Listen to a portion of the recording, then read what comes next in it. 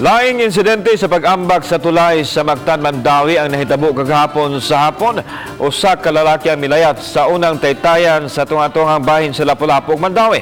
Giluwas siya sa mga manadagat niya tungtungura o nadala siya sa daplin. Buhi ang lalaki nga gitabang sa mga medics nga miresponde ilawom sa tulay.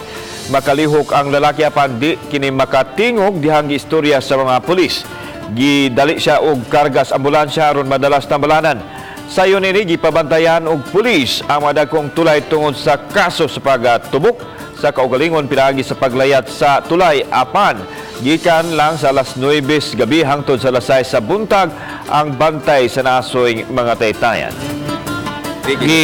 Yes, gipakutanan na mo dili siya mo sulti. Sa tanaw niyo walay diferensya siya to? Wala sir kay nakagikuan naman siya, gitabang na siya sir.